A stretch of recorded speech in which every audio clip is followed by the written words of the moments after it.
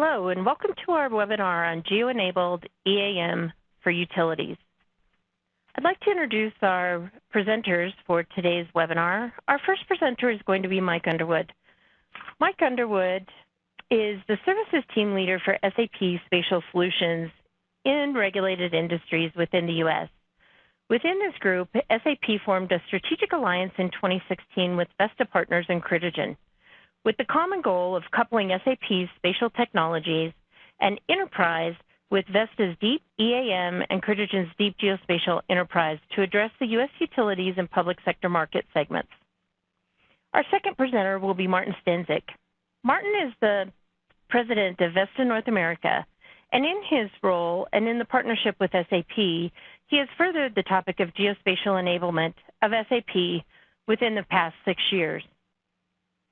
Our third presenter is going to be Jamie Crawford. Jamie is Critigen's Vice President of Geospatial Systems Integration and responsible for North America operations. She has 20 years of GIS experience with a primary focus on integrating geospatial technology within enterprise business systems. Welcome. Our special guest, Tommy Akers from Omaha Metropolitan Utilities District, will be introduced later in the program. Step us through a demonstration of the Geographical Enablement Framework for Enterprise Asset Management. And then we'll wrap up today with an interview session Jamie Crawford will be conducting with Tommy Akers, our client from Omaha Metropolitan Utilities District. So that's our agenda.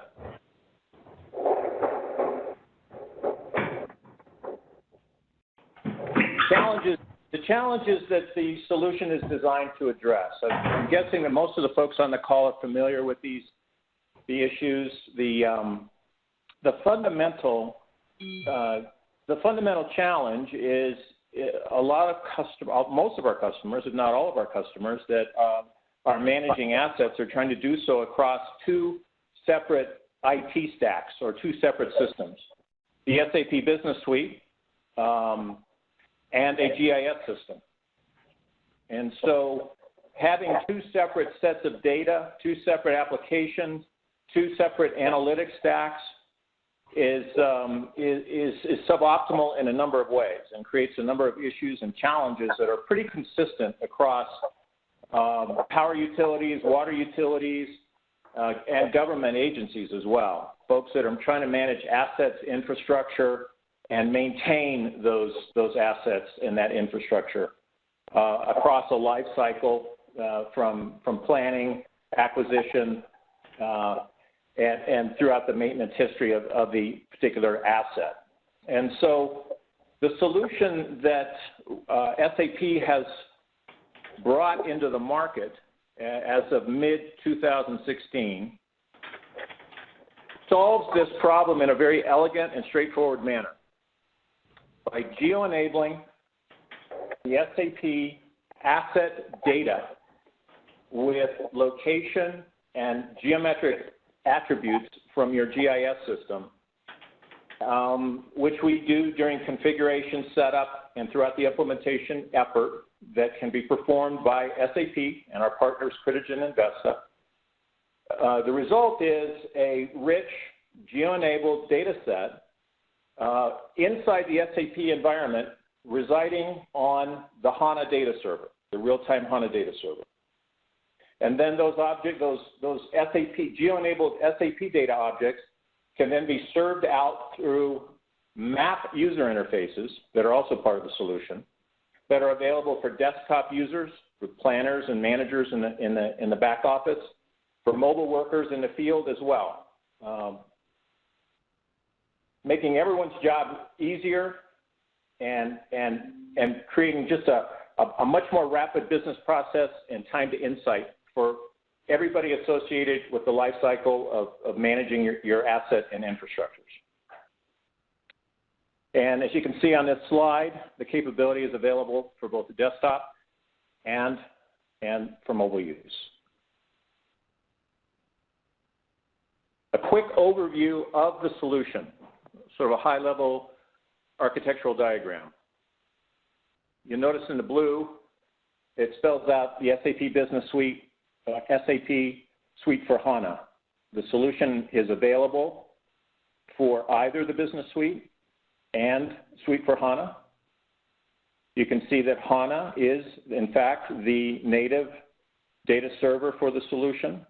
You can see the integration through to your GIS platform. And a key point to stress is this is about geo-enabling SAP without disturbing your GIS environment. And further, allowing for the synchronization of those data between those two systems to occur. The solutions comprise of two basic product components from SAP. In the light blue box, you'll note it says SAP Geographical Enablement Framework, or GEF for short. That is product number one, the framework. The framework is what facilitates the integration and allows for the synchronization of the data between the two environments, the SAP environment and the GIS environment. So as transactions occur and the database is updated, you will determine on a refresh plan basis, either nightly, weekly, whatever makes sense for your business, the data to be updated, and as it's updated in both systems. So your GIS users are benefiting by seeing updated, current, and synchronized transaction data up to the minute, up to the update data, if you will. Your SAP users now have one interface, one map-based user interface to perform their work through. And in that map-based user interface, they can do the entire life cycle, if you will, inspect, notify, plan work orders, issue work orders, settle work orders, all through the map user interface, both on the desktop and out in the field. And a key point is both the field users and the back office users are working off the same integrated GeoEnabled data set resident on the HANA server.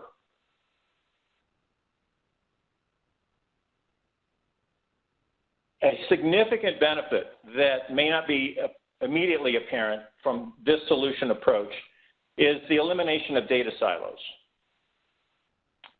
The solution, as we just described it, allows your mobile users, your analysts, and your GIS team, as well as your SAP back office, to operate off the same set of integrated, geo-enabled, real-time data.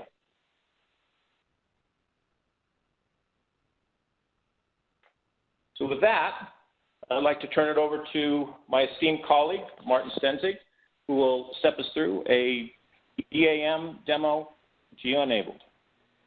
Martin? Thanks, Mike. Yeah, what you can see here on the screen is the starting page or the new SAP Fiori Launchpad that has the GeoEnablement Framework configured. The GeoEnablement Framework is a standard product from SAP to allow GeoEnablement of all objects in SAP. So that's not just for specific maintenance objects, but it can enable any kind of objects in SAP, starting at assets, and that's what we will talk about today, to real estate objects, to even financial transactions if you would want to do that. There's currently a plant maintenance enablement pack whose functionality I will show today that enables EAM-specific objects, such as function locations, equipments, notifications, and work orders. The GeoEnablement Framework works on the Fiori paradigm, so it can be used in the back office as well as on tablets in the field. So all the functionality that you see here is web-enabled, and what you see here is that I'm using a standard web browser and not the standard old, quote-unquote, old SAP GUI to enter the functionality. So let's open up the GeoEnabled Explorer. What we have is the GeoExplorer has a number of components that I want to point out. In the middle of the screen is essentially the map. In this case, we have the map of North America, but it's applicable around the globe. So you can use a global map with specific details as a centerpiece of that functionality. On the left-hand side, we have the Maps and Layers region. That allows me to to switch out base maps, reference layers, and business layers, and I will explain those in more detail a little bit later on. On the right side of the screen, you can turn on and off a legend. That legend will become populated as soon as I turn on additional layers, which we will find as well. And on the top right here, we have a search functionality that allows us to search through the various business layers or business objects that I have configured in the system. In my case, it's gas distribution valves, electric distribution circuits, gas distribution mains. And it also allows me to do a classic address lookup. So this location functionality down here, which we'll use later in the demonstration, allows me to enter an arbitrary address, which is then resolved to a geospatial location. The application will automatically zoom into that.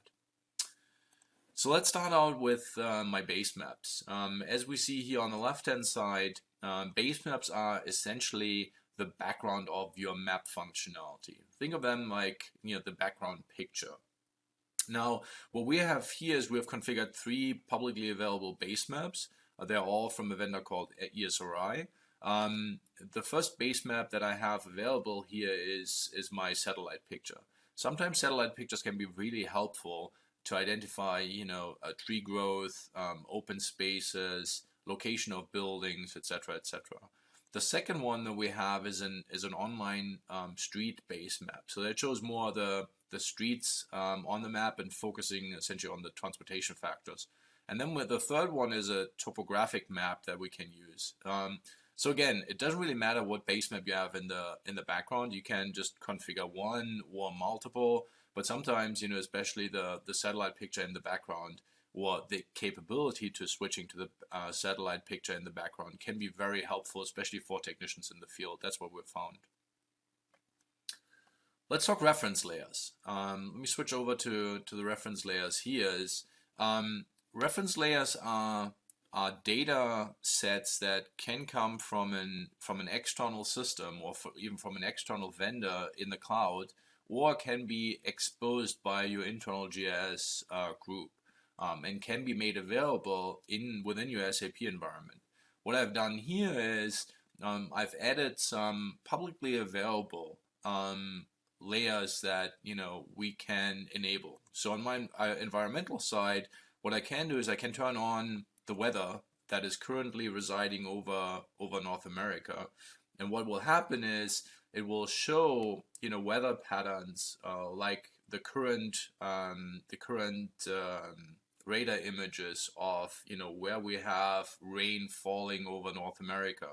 I can also turn on watches and warnings. On the right side here, you see that the legend is automatically populated and added to it. And what you will see is that the watches and warnings are now showing up all over North America. So this is publicly available data. How is that relevant to what you're doing in the utility space? Pretty simple. If I use this information, so the external information that I'm getting from publicly available sources about the weather or about weather warnings and watches, and I overlay that and I compare that with my locations of my work orders that I have in my SAP system, at that point in time I can have preemptive warnings to my crews to say, hey, be aware, there's a thunderstorm warning for the location that you have a work order at this afternoon. So be careful, or let's schedule, or let's shift the schedule. This type of functionality we could not do before. We can now do with the GeoEnablement framework in play. Let's go to another example of a reference layer. Let's use US demographical information. So if we're having projects, especially construction projects that we're planning, we might want to take the population projection growth as a factor into consideration when prioritizing my project. So what I can do is I can overlay the population projection over the United States and then utilize them to see where I should prioritize my project and where I might not want to invest money in right now.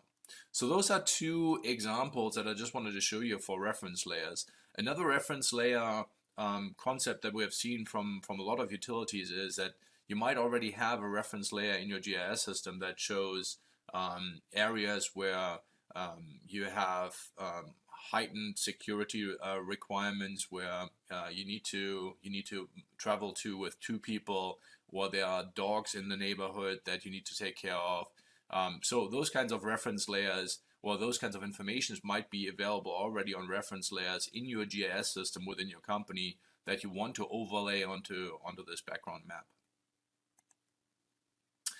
Let's go into business layers. Before I go into business layers, let's zoom into an area that I have built out with my SAP data. I've picked a neighborhood in Seattle, which is sort of in the Beacon Hill area of Seattle. What I'm doing is I'm specifying an address here, also to show you that functionality. So based on my address entry, it found the appropriate address, and as soon as I click on that, it will zoom into that neighborhood and show me the topographical map here in that neighborhood. So as soon as I turn on the business layers now, and in my case what I will do is I will turn on gas assets and electric assets. You can either select them all, just like what I'm doing here, or I can selectively turn them on. In my case here, let's just turn on the circuits but not the services for electric. So now I've turned on the gas mains that we see here, gas services shown by the red dotted line, gas distribution valves. So all my gas assets are in red. And what I can do is I can click on those individual assets and get more detailed information about the information in SAP. So this is not any longer just a GIS asset or just an asset that lives in SAP. This is essentially now combined information from GIS and SAP, what I can see here and visualize here. So we have the user status, but I can click on it without having to know the specific ID or the specific location. I can just use the map information to navigate to it. So what I can also do is, rather than turning them on and off, I can have a context sensitive functionality to it. Let me click on this main here, this distribution main. The 3 buttons indicate the action functionality. When I click on it, I will see the configured actions in our system. The display detail, create notification, and show notifications box. Once I click on display details, the standard function location screen comes up.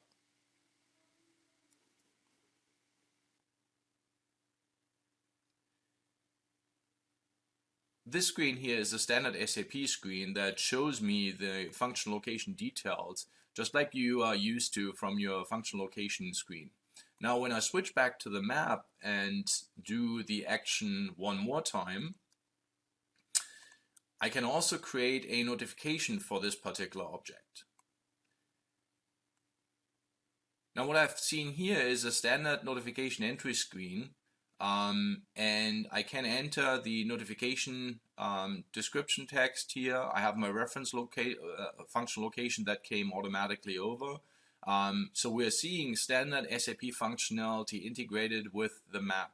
Now the main benefit here is that you do not have to know the specific function location, so the 40 character ID of that particular function location. All I've done is I've selected my asset on the map and allowed you to interact with that particular asset directly from the map. Talk about symbology. As you see here is we have gas assets shown in red, gas valves and meters shown as circles, service lines shown as red, or when I scroll up here, green electric services. All of that is configurable. You can define the service, the symbology that you want to have. And the last thing, and I started out with that, GeoEnabled Framework is highly extensible. So you can not only utilize this functionality that comes pretty much out of the box that can be configured, but you can configure other objects as well. So what our team here is working on is, specifically in the near term, is the extensions for linear asset management that will allow me to specify a start point and end point of the work order location along a linear asset, as well as real estate functionality to manage specifically leases and other things on the real estate side. So those are the extensions that we're already working on, and that will come forward soon. With that, let me hand it back to Mike. How GEF is a dramatic step forward, a step change in creating an environment for your users, both at the desktop and in the field. Significant step forward in ease of use, driving business process efficiencies, streamlined workflow execution, eliminating the need to swivel around in their chair and try and reconcile information between two disparate and unsynchronized data environments. So we're quite excited about the capability. In terms of outcomes and business impact, we've been gathering data through customer experiences through SAP's value engineering professional services team. We want to share some of the findings with you today, some impacts that we've seen through deployment of GeoEnabled EAM along with the mobile component. So these data are representative of that complete solution. And I'd just like to draw everybody's attention to a couple of numbers on this slide. If you just focus on work order efficiencies,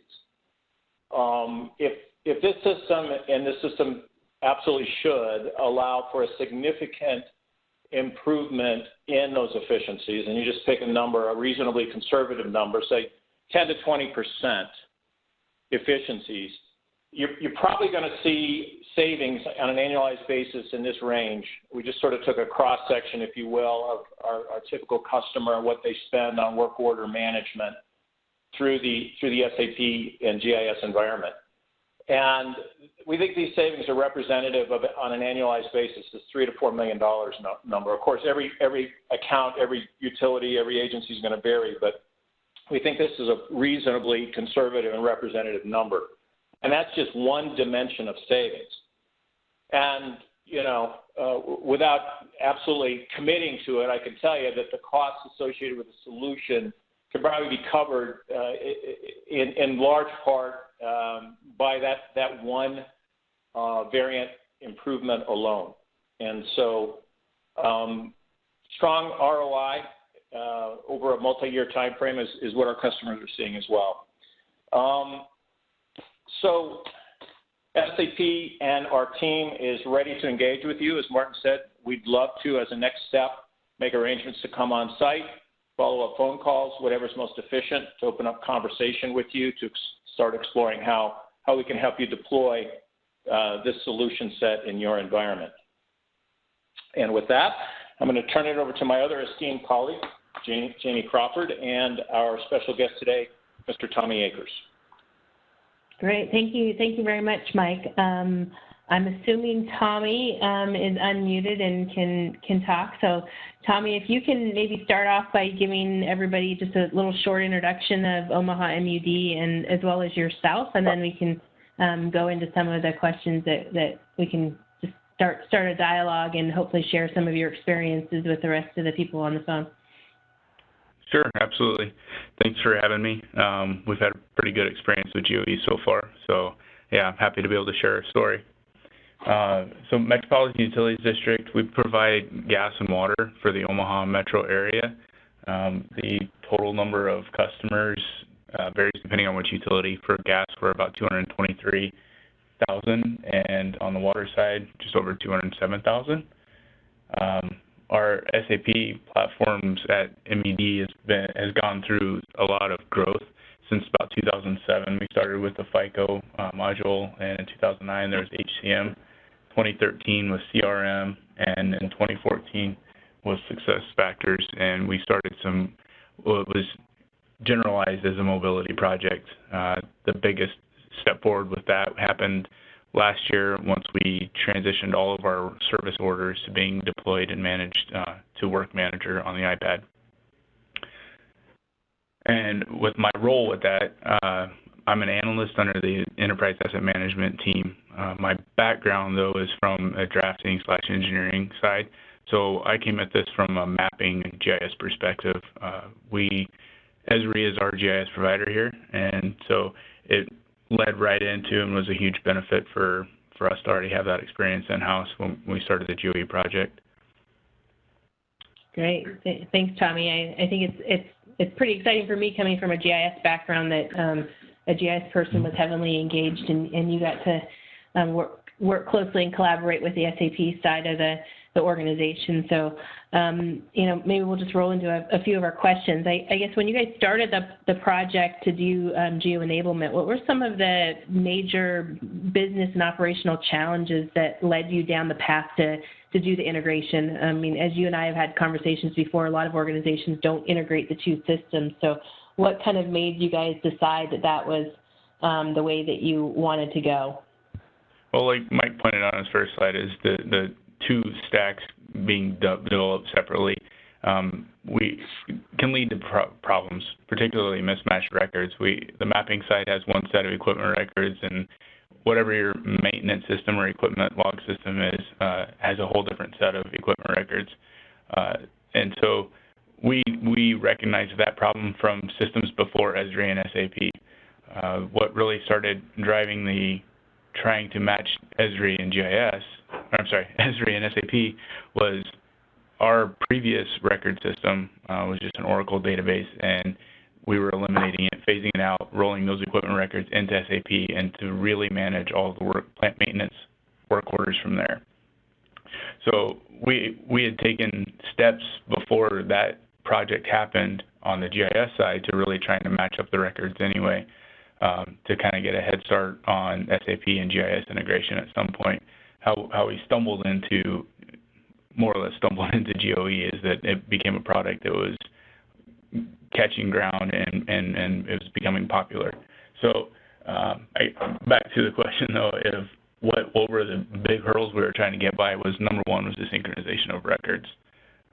Honestly, that MUD had a lot of mismatched records, and we've narrowed it down quite a bit, especially on our gas valve records. The other portion that Mike also alluded to is having the ability to manage your work orders from a mapping perspective. Historically, we had an extra field on that database that they called their sort field, and grouped those by what we called foreman pages. And that's how they lumped their orders together by whatever reporting mechanism they chose. It worked, but it was inefficient. Some person on a main street may choose that it goes on this page as opposed to this page, and then that valve gets overlooked for a year or maybe an extra 2 years. So having the orders show up on a map was one of the requirements that we wanted. We knew that would provide some efficiencies for the managers doing their maintenance plans. And the other part, kind of outside of plant maintenance, is we also geo-enabled some ISU objects. And they kind of had the same situation where they would go and create an ISU object, look on a giant paper map, and determine what sets of polygons, whether it was city limits or a sewer rate jurisdiction, something to that effect. And there was a lot of potential for error there. So we enriched that creation process for the ISU people and made the billing process a lot more accurate doing that. Yeah. So before you solved a problem about kind of data synchronization, so you'll only have to update the data once, were you guys entering in data manually into both systems? Yeah. What we tried to narrow down was, on the GIS side, put in minimal data, particularly what turns out to be an equipment number, so that we know we could go and match something up on the SAP side at some point in time. Whatever that integration mechanism ended up being, as it turned out, it ended up being with GeoEnablement, the sync framework. So other than that main piece of information, the equipment number, we really had to minimize the data entry on the GIS side so we could minimize the double data entry. But it did happen. Like I said, we just did our best to mitigate it at that point. With GeoE, obviously, we can eliminate it completely and just recognize and establish that there are certain fields that are going to sync between both systems. Great. So when you guys were deciding on what the solution was going to look like, who was kind of involved in that decision, and what were some of the kind of major, arguments or decision points on, going with a geo-enablement or not? I think you guys are a little bit on the lucky side that you're a smaller organization, so it wasn't as much, but I'm sure there was still some different opinions going on internally. Sure. So yeah, like you said, being on the smaller side, we're pretty fortunate that a lot of ideas can just sprout up from anywhere. In this particular situation, I just happened to be at a conference at the ESRI UC, I don't know, 5 or 6 years ago at this point, and Stephen Albrecht was doing a demo on real estate portion at that time, and they had mentioned that they were looking to do plant maintenance stuff, and it was just kind of going to grow from there. So I brought that info back to my bosses and passed it on, and we just kind of kept an eye on it on the side and worked towards making sure our existing systems would be set up for that when the time came. When it came for arguments against, there weren't too many, honestly. It seemed like a completely win-win situation. The integration part was all going to be managed within our SAP environment anyway. We already had all the ESRI products needed. The distribution managers got what they wanted, even if maybe it wasn't the holistically ESRI-based GIS map to manage their work orders. They got a map to manage their work orders, which was what they wanted. So it ended up not having too many arguments against, to be honest. Did you guys consider any kind of, you mentioned like just some ESRI-based solutions versus, putting maps into SAP, or since you were already kind of going down the integration path, did that not come up? Because there's always the argument of just standing up more, putting more functionality into your GIS, right? Yeah, it didn't come up very much. I mean, we looked at it because we got to explore all the options available to us, but in the end, everybody knew it had to end up where it did, because we didn't want to have certain departments having their orders managed outside of SAP when almost all of the other departments are going to have their orders managed in SAP.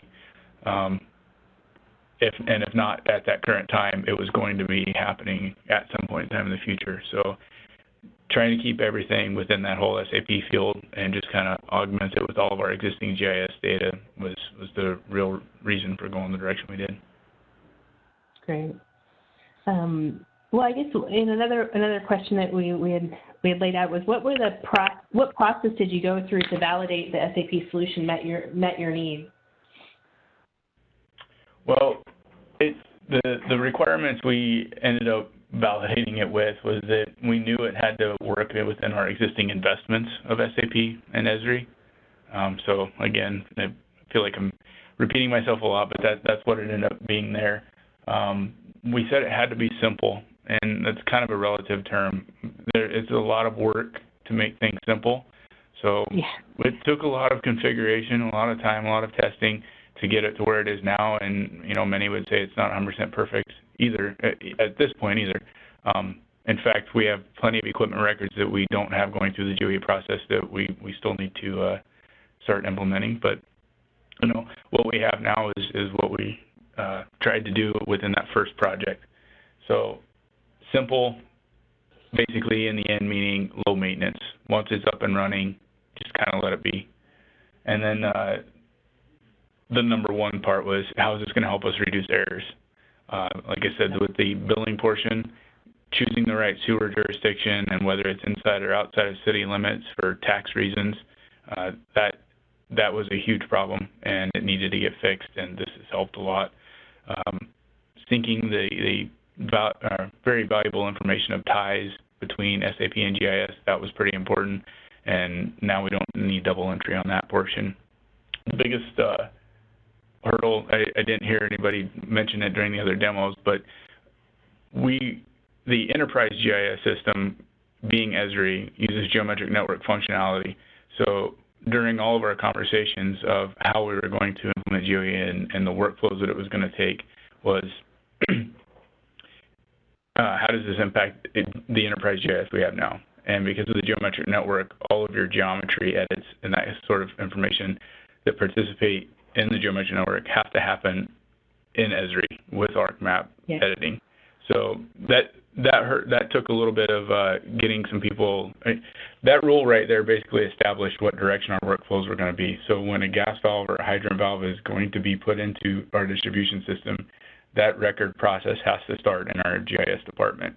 They are the initial creators. The GOE process creates the equipment record in SAP, and then from there, the plant maintenance personnel can enter all the equipment information and establish the maintenance plan, and from there, the location of the work orders is derived from the location of the equipment. So did that process take you time to educate the SAP folks on kind of some of those underlying GIS functions? And I'm not sure the cross-section of the audience on this webinar, but you know, it sounds like you had a lot of discussion up front of system of creation, system of record, and reasons why it would be in SAP versus GIS. Yeah, exactly. And to this day, we still have a little bit of education that has to happen as people kind of rotate through responsibilities. We have to re-educate them on what fields mean what in each system. But I think I'm going to end up answering a couple of questions here too, is that the biggest benefit of that is before we started GOE process, the GIS department, they would also have to learn SAP to create those equipment records and then just copy and paste the equipment number into GIS to kind of help that synchronization. Now they don't have to do that. They just do their work in GIS. They don't have to learn SAP. And then the SAP users, plant maintenance guys, they don't have to go and learn ArcMap or any of those GIS functions because they get to stay in the SAP environment and have a map in their hands within that environment and don't have to, learn creating a version and editing in GIS at all. So that benefit there was huge, which kind of mitigated any other arguments that they might have for against doing this is that, well, look, guys, we're going to cut back on the programs you have to learn, which they really liked that. Yeah. Yeah, I mean, I think we covered a bunch of the questions that we had talked about, and I'll throw another one at you that it wasn't on the list, but I hope it's not too hard. Absolutely. What are kind of some of the things that you want to add, or where do you think this is going to move? You said that you didn't have all of your assets GeoEnabled yet, and so are there thoughts of doing more around the different asset types, or just additional functionality that you guys are looking at moving forward? Yeah, we, from that previous equipment record database that we had, there were other equipments like our water valves, and then those water valves are split up into different types, whether they're relief valves or just gate valves, normal operational valves, and what we classify as calling service valves. Those sets of records were way out of whack. They were too far out of whack, mismatched between GIS and SAP to even implement. It was going to be more work to manage the mismatched records as the messages get passed between the systems. Yeah. So we opted to not even proceed with that. Our hydrant records, we went ahead with it because they were mismatched but not too far off, so we're still kind of managing that. We have that data cleanup to do. Beyond those distribution pieces of equipment, I'm not sure if we're going to go any farther on that end. If so, it'll probably be much down the road. There may be some spots when we actually get into actual plant maintenance at our water treatment plants or our LNG plant. There might be some enablement on other equipments there. Work orders have kind of been a back and forth conversation, whether we need to do all of our service orders, have a geometry stored in the GOE database for those, or if we can do some on-the-fly geocoding to premise points and just then have a nice point push out to the work manager app. Those conversations will happen later on. Right now, we're in kind of a stabilization mode for a lot of the work manager stuff that we've done. Yeah, and I do want to point out we didn't talk about it specifically in this webinar. A lot of the GeoEnabled you've done on SAP on the back office is fed to your mobile application. So a lot of the same kind of feature functions that Martin showed, you guys have available. Similar functionality within Work Manager out in the field. So just wanted to let everybody know that a lot of this can get pushed out onto the mobile devices as well. So yeah, I mean, I don't want to repeat some of the questions we talked about ahead of time because I think you touched on a lot of them. So Mike, I think you're emceeing this thing. I don't know if we want to open it up for more questions for the general audience. I know that there was a couple of questions that came in that through Diana, one specifically about a bunch of the ESRI licensing. I think there's a lot of complexity sometimes around the ESRI licensing. Most of the time, this is all view only. So some of your just view only licensing that you have within ESRI is going to work for GEF. So you shouldn't require any new complex licensing. But we can always chat one-on-one about that. The person that put that question in. And then I think there's another question about using this GeoEnablement for a storm damage assessment. I think, it's all a matter of the business processes you have set up in SAP, and maybe I'll let Martin jump in on this one too. If you have work orders or notifications set up within SAP to handle post-storm assessments, then this can easily be kind of pushed out into both the back office and the field to handle those types of things. But did you want to add anything to that one, Martin? No, not right now. I would say let's just opening it up for question and see what specifics people have. Okay. So, Dan, I think you maybe can unmute everyone if we can have a little bit of a free-for-all. I don't think there's too many people on the phone that's going to cause too many issues, but Diana may mute you if you are creating a lot of background noise. So. Sounds good. Thanks, Jamie. And I have unmuted folks. If you want to send me a question via the chat, I'll make sure that if we don't get to it during the call today, that I have someone follow up with you. Another question that we had was in regards to the weather information. Is the weather service included with the SAP product or a separate subscription with third parties? Martin, maybe you can answer that one. Sure, I can take that one, and then I think you posted one in the chat window as well. So let's go into the weather service first.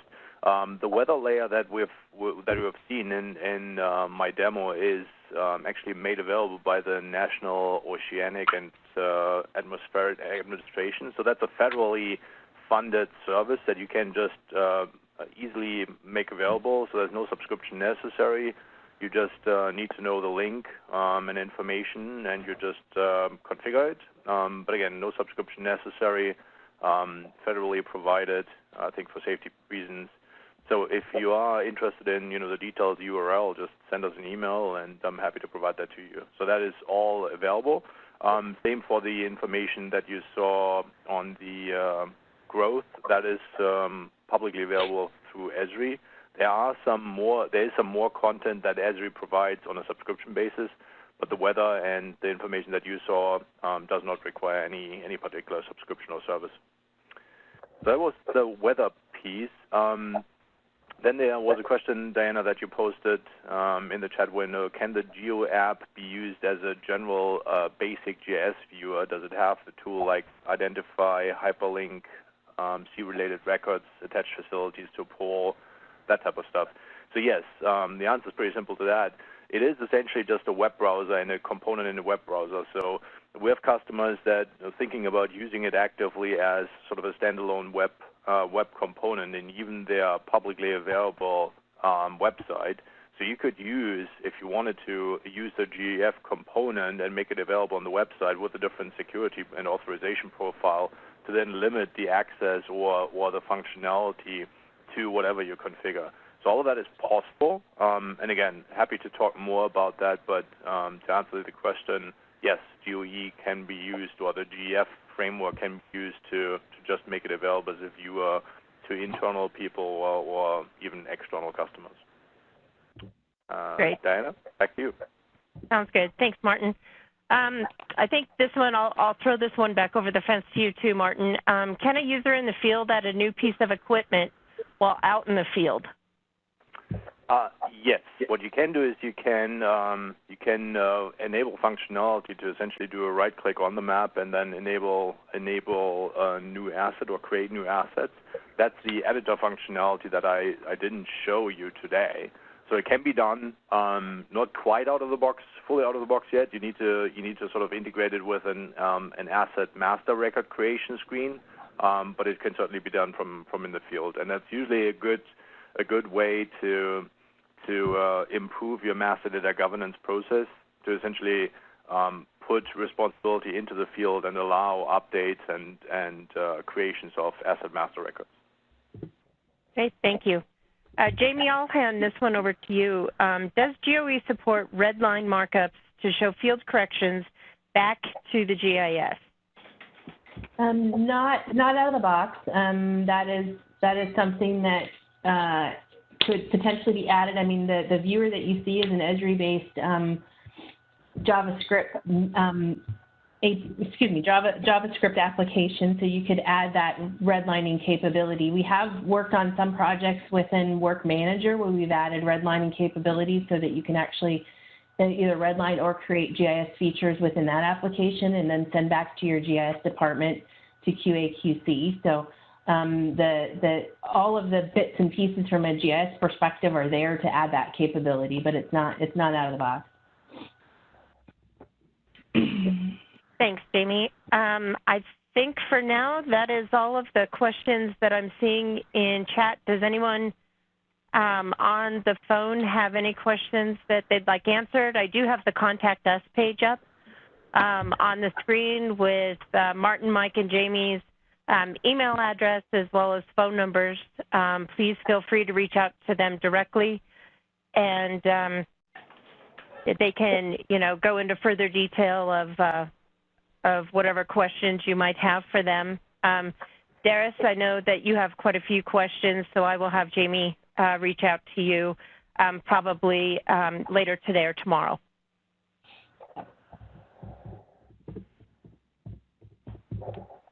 All right, I don't see any other questions. Again, please feel free to reach out to any of the presenters today. Tommy, I want to thank you for your participation on our call. We appreciate you taking time out of your day to chat with us and to share your experience. Thank you.